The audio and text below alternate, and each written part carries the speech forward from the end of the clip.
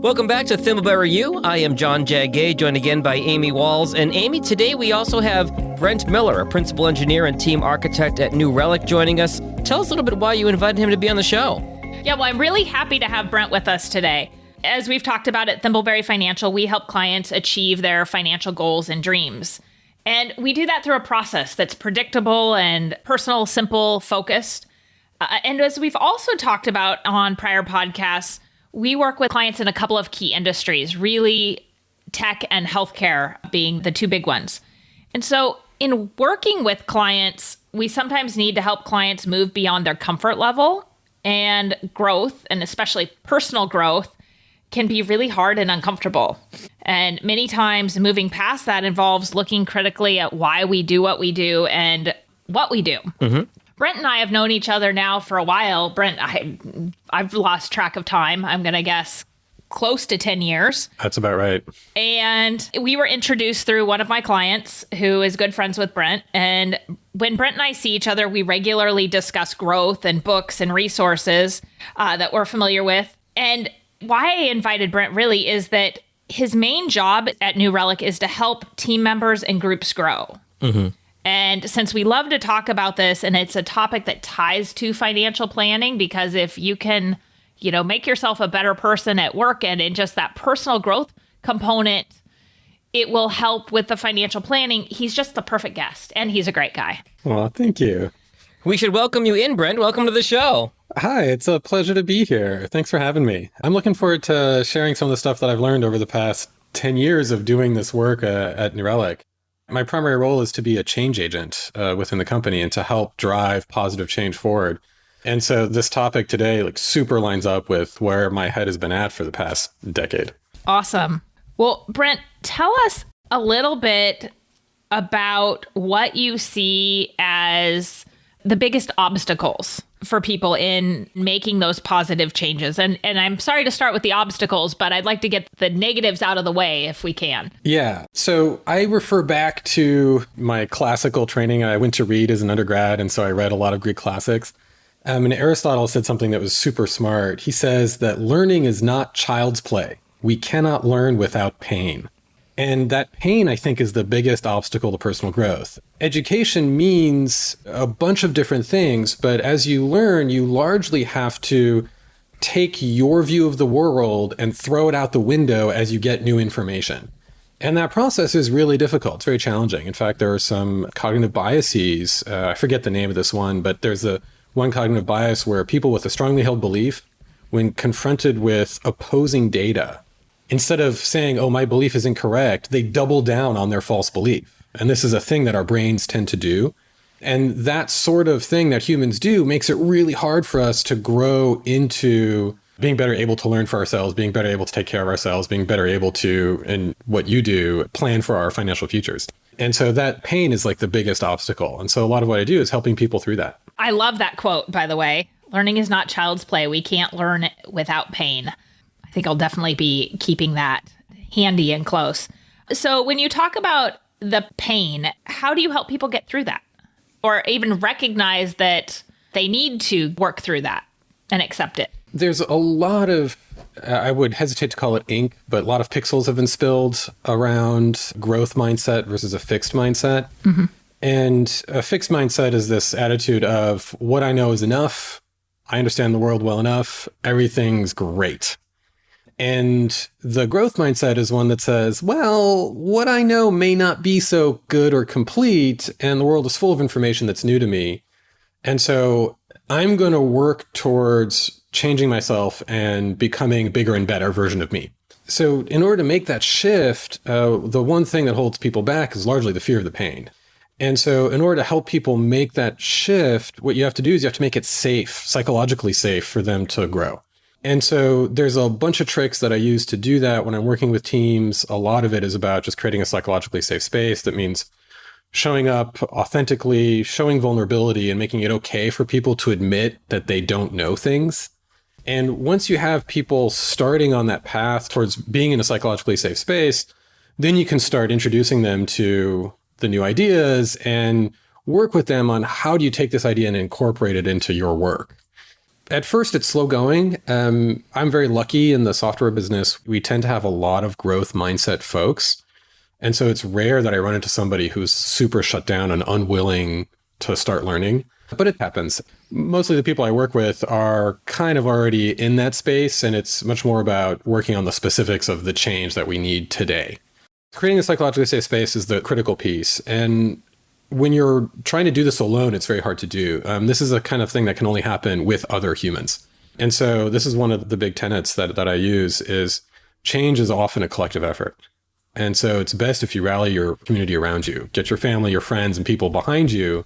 And then making that leap into the unknown to start changing your behaviors feels like an easier leap to make because you know you've got your support network and your safety net behind you. I'm going to jump in here for a second, Brent, because what you're saying makes so much sense. And I think about in the world that we live in now, and I'm not going to certainly take any sides politically here, but we see that with the social media algorithms where it becomes so easy to reinforce what we already know, where you're being fed stuff that you already agree with, because it can be less painful to just stick with what you know as opposed to trying to listen to a different viewpoint. Yeah, it's the easiest thing to do is stick your fingers in your ears and go la la la la la la la. Right? And Facebook and Twitter, because the algorithms tend to produce that echo chamber effect where all you hear are opinions like yours. And I don't do this because I've been off of social media for years now. But the wisest people I know, they carefully curate their feeds so that they do have a mixture of viewpoints coming in so they don't get that echo chamber effect. But that means, if you're blue, clicking on the red links, and if you're red, clicking on the blue links to teach the algorithm that you're interested in these things. And that's hard to do because those links have the stuff that you don't want to hear. It's that friction. It causes that uneasiness to think about considering something from somebody else's perspective, right? Exactly. And, looking at the broader political stories today, the Black Lives Matter movement, that's largely what this is about, right? Is recognizing that if you're Black in America, the environment that you experience, the society you experience is very different than the society and the world you experience if you're white. Mm-hmm. And so a lot of the Black Lives Matter movement is about opening people's eyes to the reality of that day-to-day lived existence, that it is different and that the benefits and the privileges you have if you're white don't apply if you're Black. And the privilege of being white means that you get to ignore that you have that privilege. And that's the most insidious thing. And so if we want our society to kind of wake up to the fact that we present a different interface to the world to different kinds of people based on how they look, it means for the white folks, we have to really go into that growth mindset, set aside all of our understanding, because all of our experience of the world has been one of privilege, setting that aside and seeing the view from the other side. And that's really challenging to do. Absolutely. That makes sense. Brent, when you think about that and you think about safe spaces, being authentic and being vulnerable, and I think it ties to the Black Lives Matter movement and what we're going through there and in the workplace and to financial planning. Can you talk a little bit about how can you get to an authentic place, especially when we talk about social media? I think so often, people put their best foot forward. Yeah. And so, I love that you shared you've been off of social media. I took a hiatus for a while. I came back, but I can't tell you how happy I was to be off of it. And so the fact I came back was probably silly, but there were reasons I needed to. But if you can share, how does somebody get to that place and get to that place with a group where they maybe aren't feeling that? My advice is social media is not the forum for it. It's not really going to happen there necessarily. You can do it. You can go and seek out different groups, find their pages and start listening to their conversations. But you're going to have the best results when you're interacting with an actual human. It's really easy through computer screens to kind of dehumanize the other folks, because that's not a person on the other side of the screen. That's just like pixels that I'm looking at in text. I see your words, but I don't see you. Recently with all of the quarantine stuff with Corona, when I do have like a socially distanced backyard meetup with folks, the thing that I find myself saying most often is, it's so nice to see humans and not pixels. Mm-hmm. Yeah. And there's all of this communication that we do that's nonverbal that you literally cannot get through a digital interface. And, if you want to get really kind of down the rabbit hole on that front, we're always shedding skin cells. This is a thing that humans do. Like, we've got skin cells shedding all the time. And in fact, there's a cloud of dead skin cells that surrounds all of us for a distance of about 2 feet. And so when you're sitting within 2 feet of somebody else, literally you are breathing in their skin. Wow. And that's a this thought. sounds, right? It sounds a little disgusting, but this is the way we are, right? This is what we've done. And our biology is literally built to use those signals. And so when you're disconnected from that, it's really difficult to form a true human connection. Similarly with the digital formats, when I'm talking to you on the screen, I don't have full body language. You're not really looking me in the eye because you're not looking at the camera, you're looking at your screen. I'm doing the same thing. I'm not really looking you in the eye. And especially with multi-party video conferencing, you might have a wall of eyes all not quite staring at you. And it's super weird. Our brains literally don't know what to do with that. And a lot of folks report high anxiety from being on Zoom calls because of that phenomenon. And so my advice is get out of the digital world, get into meet space, as we call it in software, get into the real world, meet real people in a real situation. And with Corona right now, that can be difficult, but people are doing it. You go to the park, you hang out with some distance, you can still talk, you can see people. You're not within that 2 feet breathing your skin cells range, but you still have the full set of body language that you can work with, and you can look people in the eye. And if you do that, I find it often goes a long way to breaking down the barriers between groups. As soon as you can recognize the humanity of another person, you've made that jump, like you're there. That makes sense. So culture and experience can play a big role in people understanding their choices and being able to make different choices. And we get to deal with this on the behavioral finance side of our work with clients. How do you see that playing a role? Well, it's huge, for sure. I mean, speaking from personal experience, I've lived on 3 continents in 3 cultures, speaking 3 languages over the course of my life. And certainly the culture you have from your home and the culture you have from the environment around your home and from your daily lived experience have a huge effect on your ability to adopt a growth mindset and to move forward. Those are very definitely factors, but they're also all very idiosyncratic. So every person is different. Every person's lived experience is different. And so when you're working with a client, you really have to find out where are they at so you can help them make the next step on their journey so they can become more growth oriented. And I don't really have any secrets there. It's just a thing that you have to work with humans one-on-one on. Yep. I wish there was a method, but I don't know of any. Yeah. If any of the listeners have any, let me know because I'd love to hear it. Well, that's what I find too. It's figuring out where someone is at, where they are personally, to know how do you help them get to the next spot. Brent, we have talked previously about the book, The Culture Code by, and I'm probably going to butcher. Clotaire Rapaille. He's a French psychologist. When we're going to link to that book in the show notes as well. So if you're looking for it, don't worry about trying to spell it when you Google it. And there are 2 Culture Code books. Yeah, they're unrelated. Yes. So you and I've talked about that. I'm partway through reading it. I know you really enjoyed it. Can you kind of share a little bit about, I think you're the better person to do this since you've finished the book, how he talks about culture impacting our decision-making, because it was so fascinating. Yeah. So, he's a psychologist. He studies why humans make the decisions they make.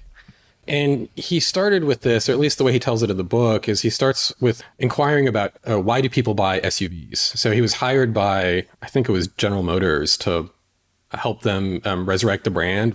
So he's asking, why do people buy SUVs? And if you ask people who own SUVs, why did you buy this car? You'll get a variety of answers. And they typically are one of a short list. So people will say, I like the SUV because it's a safe car. They'll tell you, I like the SUV because it lets me carry a bunch of people, or I like the SUV because it lets me haul a bunch of stuff. And if you really look at those 3 reasons, none of them are any good. So an SUV is not a safe car. In fact, they are more dangerous than sedans. When you're in an accident, you're more likely to survive, but you get into far more accidents in an SUV than in a sedan because they're less maneuverable. So they are less safe cars. They are not very good at hauling people. If you really want to haul people, you want a minivan. And they're not so good at hauling stuff. If you want to haul stuff, you want a flatbed truck. So why are people buying SUVs? The logical reasons they're giving you make no sense. So he figures, as a psychologist, that the logical reason isn't the real reason. There's something else going on. So he gets a bunch of SUV owners in a room and he does a typical focus group kind of thing. And he asks them, why do you buy SUVs? And he gets all those answers. Then they have lunch. And after lunch, he turns the lights down low, has everybody lay down on the floor, and he starts asking them to think about their earliest memories of being in cars and their best memories of being in cars, or in this case, SUVs. And then after he brings the lights up, they sort of record all the stories and then do an analysis, not just of the stories that are being told, but of how they're being told. And when you do that, what you realize is that the reason why people buy SUVs is because it makes them feel powerful. And so what he does is he can apply this technique to any sort of domain in the culture. And he says that there's this thing that we talk about in the culture, the SUV, the car, the presidency, whatever it is. And that underneath it, there's what he calls the culture code, which is like the genetic code in the sense that it is inherited. But any member of the culture has access to the culture code. And it's sort of the secret meaning behind the thing. So in the case of SUVs, the culture code is domination, is that people who buy SUVs want to dominate on the road. So he does this research and he comes up with this answer, and he goes back to the car company that hired him and he says, here's what you need to do. You need to make a SUV that is really big, that has a front grille like teeth and round headlights. That makes it look like an animal that's scary. So they release the H2, the Hummer 2, and it sells like hotcakes. Because it really checks the box on that domination, right? Now, here's how you see this play out culturally. You go to Australia, which is a different culture than ours. And in Australia, they released the H2, and it took them over a year to sell one. And the first guy who bought one was in the national press as like a total loser for buying that car. He was pilloried for being like anti-environmental and overly Americanized and blah, blah, blah.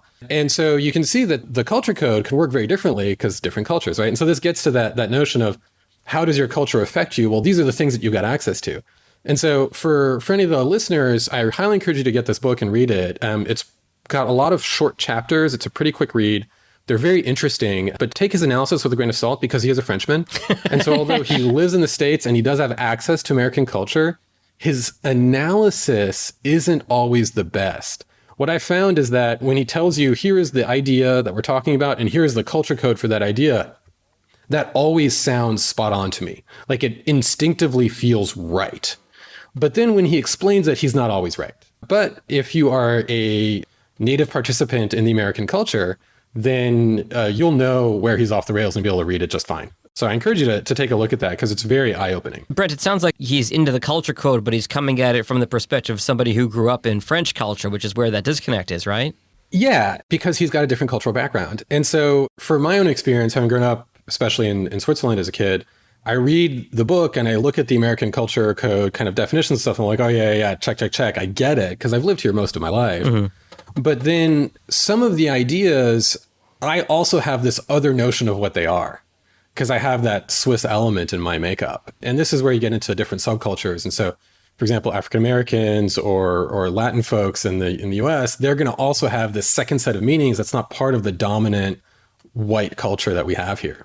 And that's really interesting to me. And working with people based on where they come from culturally and personally, historically, is super interesting because you learn a lot about how the world works. I thought one of the things too, Brent, that was really interesting in that book, as far as I've gotten to in it, is that a lot of these cultural cues are ingrained in us by the time we're 7 years old. And so when we think about, the topic of this podcast and growing and being aware of how to become better people in order to, get more out of life and maybe give more out of life, right? Give more.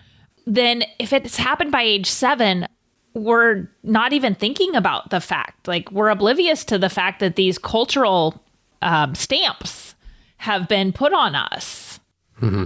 In a sense, it's the air we breathe or the water we swim in. Mm-hmm. Like it's everywhere, but we're not aware of it. Yes. I've spent my entire life in this country, but I've lived in all different parts of the country. I grew up in Boston, and then I worked in Vermont and Detroit, and I was down in New Orleans for 3 years, which felt like a different country. And then I came back to Detroit. And just the culture in just the different areas of this one country is striking to me too. You start to understand that people often tick differently, like to your point, Amy, about having it ingrained in you by 7 years old. Somebody that grew up in New Orleans has a completely different perspective than somebody who grew up in Boston or Detroit or Portland or wherever. Mm-hmm. Yeah, there is one thing here that we have to acknowledge, which is that although largely that makeup is set by the time you're 7, it's not fixed. True. And so you can still learn and grow. It's just a little bit harder. Under the age of 6, kids are really built to learn the language and the culture that they're in. Kids come out, they're not quite a blank slate, but, humans evolved so that at birth, kids can adapt to where they are. And we as a species are, historically, evolutionarily speaking, we traded off a lot of innate instinct for the ability to learn because we have these big brains because we cook. There's a whole lot of biology behind that. The genus Homo is the genus that cooks. That's what we do. I love food. So yay, being human. Absolutely. But so we're wired for that. But after that, kind of when you hit 6 or 7, after that time period, you can still go back and rewire your brain. It just takes more work. Mm-hmm. Your brain isn't built to just absorb the outside world after that age, but you still can learn and grow. And we've all been through education, and we know that we can learn and grow. Like, I am not the human that I was at age 7, and neither are either of you. Mm-hmm. I know a lot more. I'm better in some ways, worse in others. It's the human condition. My wife would argue that I sometimes act like a 7-year-old, but that's another story altogether. Yes. I think about stuff. When I was a kid, I went to Hebrew school at age 7, 8, 9, and there was stuff that I learned that I just absorbed around that age. And I still remember it to this day. If I were to go to a Saturday temple service, I would remember the blessings and remember, I don't speak Hebrew, but I know the blessings because I learned it at that impressionable age where I just kind of soaked it in without even thinking about it. Mm-hmm. Yeah, it's still in there. And you see this a lot with language acquisition, especially in immigrant communities where the second generation may not have the mother tongue from the homeland the same way. A lot of times these kids will grow up speaking the homeland language at home with their parents, but over time, as they get more and more kind of assimilated into the society where they're living now, that language skill will decrease. But you put them back in the mother country for 2 weeks and it's there. Wow. Yeah. And so I've experienced this with my French, right? Like I'm a native speaker of French because of the age at which I learned, but my French right now is a little rusty. It takes me like 2 days and it's right back to where it was because those patterns are in there, right? Your brains never forget anything. The problem we have is retrieving it out of the filing cabinet. Mm-hmm. I was an exchange student in Belgium for a year, and my mom used to call, and I would have the hardest time actually speaking to her in English. Huh. And we finally got to the place where she would call and say, I'm going to call you in 15 minutes. Please go read a book out loud in English. Wow. And so I would go do that, and then I'd have no problem talking with her. That's a great trick. I think about it now, living here in Michigan, if I speak to my parents or my brother or my best friend that I grew up with in Boston, I start losing my R's again because that's the atmosphere I grew up in. I start talking about parking the car over there. And people here will look at me like I've got 6 heads. I just revert back to what I knew from growing up. Yeah. And it's amazing how quickly that happens, right? Yeah. It's just one phone call, and in the space of 30 seconds from jumping on the call, it's happening already. My wife will be sitting across from me just laughing at me if I'm on the phone with my father, my mother, or my brother. So that's awesome. My husband's from Texas, and he has what I call his Texas voice when he's doing certain activities. It just comes out instinctively. Something we've talked about in so many of our previous episodes, Amy, and it's probably worth bringing up one more time, is the psychology of investing and everything that we're talking about here today with Brent, learning how you tick and learning what things you grew up with and all these different aspects of the psychology really does play into your investing. And it's why, as an advisor, you really got to get to know your clients' psychology and what makes them tick so you can best serve them with their financial needs. Absolutely. I look at some clients, and I think we've talked about this before on podcasts, but ants and grasshoppers and the Aesop's fable around that, and how someone grew up and what their financial life was like can really help shape if they go the route of becoming more of the ant that's going to gather assets and have a hard time spending them, or the grasshopper that's going to consume. And I don't know what the trigger is for why some people tend to go one direction or the other. And there's lots of people in the middle. So I realize I'm making some big generalizations here. But it's interesting, as I talk to clients who tend to be on one extreme or the other, a lot of times it will go back to having the same sort of start of, we really grew up without much of anything.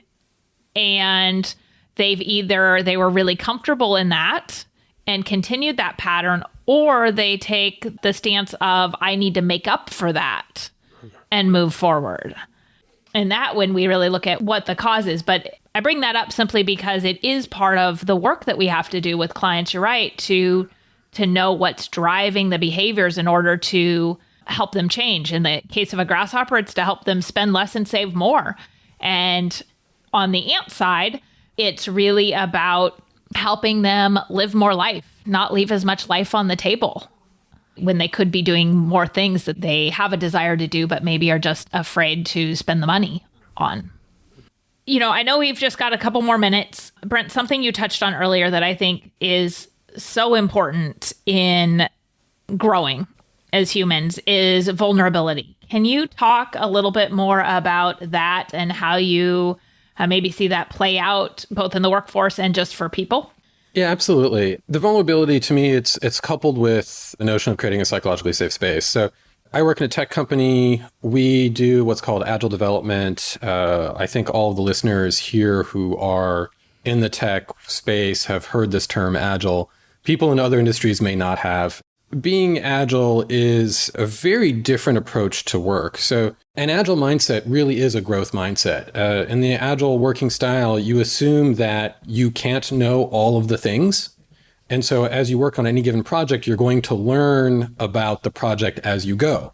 And so the plan you make at the beginning of the work, will change because you don't know everything at the beginning of the work. This is in fact how life works. And so it's a really honest assessment of the way the world is. And so when you're doing agile work, after any given kind of work cycle, you hold what's called a retrospective. And there's a couple of great books written about retrospectives. One is by Norm Kurth. He's local here in Portland. He wrote a book on project retrospectives. It's really meant for retrospective facilitators. The other book is called Agile Retrospectives by Diana Larson, who is also a local Portlander. And they talk about how to hold good retros. And the heart of a retro is creating that safe space so people can speak freely about what happened. And so Norm has this great statement that people call the retrospective prime directive. I'm going to read it to you right now. And he says, regardless of what we discover, we must understand and truly believe that everyone did the best job they could, given what was known at the time, their skills and abilities, the resources available, and the situation at hand. And so what we're saying in that statement is that everybody tried their best. And so if something went sour on the project, it's probably not one person's fault. And so what that does is it creates this safe space where you can step forward and say, yeah, I probably could have done that better, but we're not going to blame you for doing it badly. What we're going to do instead is ask, well, why did it play out that way? So the example that I use all the time, and this is from a true thing that happened at work. Many years ago, we deployed a change to the site and I took the site down, like totally non-responsive. So in the retro, we might say, well, Brent pushed the button and the site blew up. That is a statement of truth, right? And what makes it a good or a bad retro is the statement that follows. In a bad retrospective, the next statement will be, let's find Brent's manager because Brent needs a stern talking to. And that's placing blame on me. And in that kind of environment, I'm never going to stand up and say, yeah, I messed up. Because if I do that, I'm just going to get shown the door. In a growth-oriented environment where it's safe to say, I messed up, I might stand up and say, yep, I totally messed that up. And then we're going to ask the question, why did you think that if you pushed the button, the site was not going to blow up?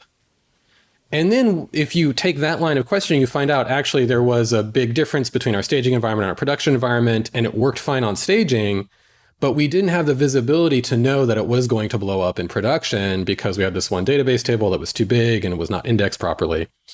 And so if we ask the question that way, we're going to get to an answer where we see, oh, there was this technical like minefield that Brent walked through. And by finding that out, then we can work to clean that up so that no other engineers are going to fall into the same trap. And so there's the difference between a growth mindset and a fixed mindset. The fixed mindset, Brent's at fault, fire him. The growth mindset, the system produced the fault. How can we understand the system and those systemic pressures so that we don't make the same mistake a second time? And so that retrospective is really critical, because as you do that retrospecting, you might do those on a 5-minute cycle, on an hour cycle, on a weekly or monthly cycle, or on a project cycle where it's 6 to 9 months. And you can do them on all of those cycles at the same time. And as you do that, what you realize is that it's the learning that really matters. And as you go through the retros, you can find lessons and then apply them for your next cycle. And that's truly the growth mindset. And so I take notes for myself when I'm doing something, what's going well, what's not going well, where the friction is and whatever it is that I'm doing, so that the next time I can do better. Like, I love cooking. I taste the food and I'm like, you know what? This is just a little too salty. How could I have not salted it overly much? Or this is, whatever it is, this is overcooked. This is undercooked. How could I make it better next time? How can I get the sear a little bit nicer on that piece of salmon? And by asking those questions, I make myself a better cook, because the next time I'll do it better. And so those retrospective practices are really the heart of how you do Agile. And it's all based on the notion that it's safe to say, yeah, I could have done better. Brent, I really like that example. That's a great way to approach it. Yeah, thanks. I try and draw good examples from daily life because they're very relevant to folks. But this is the kind of thing that I think you can apply with your clients as well is, if you've got a client who's like saving up for a vacation and they somehow aren't quite making it there, they're not quite ever getting the savings done, you can take a similar approach and say, well, how could we do it better? Like, what can we change so that you can meet your goal?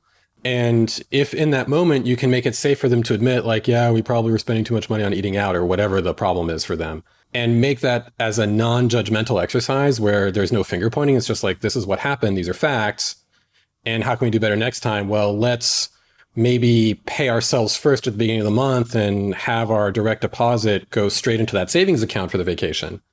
Then you can come up with a tool that'll help them not feel the guilt, but acknowledge that they could have done better and then make the change to do better so they can meet their goals.